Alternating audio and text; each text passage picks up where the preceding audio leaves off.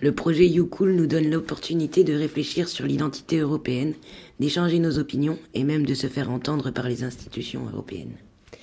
Nous sommes tout d'abord allés à la rencontre des jeunes, de 18 à 30 ans au Salon du CIEP, pour leur poser des questions pertinentes sur la vie et sur le travail des jeunes au sein de l'Europe. Nous avons récolté différents points de vue qui nous ont permis de connaître comment la jeunesse belge se sent en Europe. Nous avons travaillé ensuite sur notre place de citoyen dans l'Europe. Pour ce faire, nous avons fabriqué un discogramme. Celui-ci compte 5 parties qui reprennent respectivement notre prénom, où chaque lettre qui le compose renseigne sur ce qui nous fait penser à l'Europe. Notre ville, avec une photo de monument ou autre qui la représente. Notre région, située sur une carte et une géolocalisation de notre lieu d'habitation. Notre pays, avec quelques informations sur celui-ci. Puis enfin l'Union européenne, avec ses symboles, son drapeau, son hymne, sa devise, sa journée. Pour le réaliser, nous avons fait des recherches sur Internet, dans différents dictionnaires et dans des folders. Voilà ce que ça donne.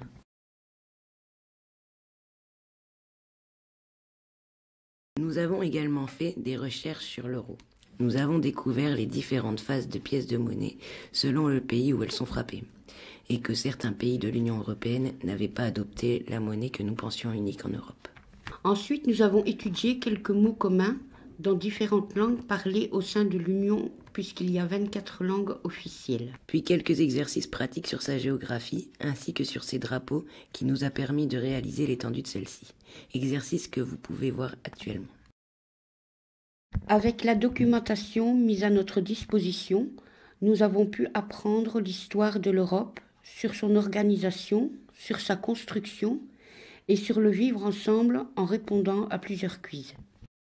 Pour terminer, chacune d'entre nous a réfléchi sur ce qu'il y avait comme situation critique en Europe, puis détaillé ce qu'on pouvait faire pour y remédier.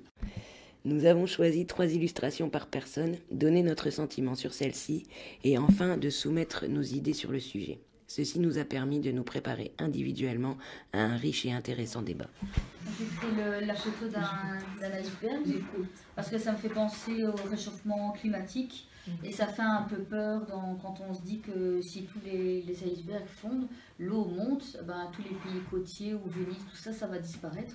Donc ça fait quand même peur. Donc ce qu'il faudrait, c'est sûrement déjà fait, enfin j'en sais rien, qu'il y ait une déréglementation pour tous les pays européens, même ailleurs qu'en Europe, mais déjà commencer par les pays européens, qui est des prises de conscience des populations, des réglementations pour la diminution des gaz à effet de serre, les voitures, les usines. Évidemment, ça ne va pas se faire comme ça du jour au lendemain, mais il faut qu'avec le temps, on arrive à diminuer tout ça pour préserver un maximum la planète.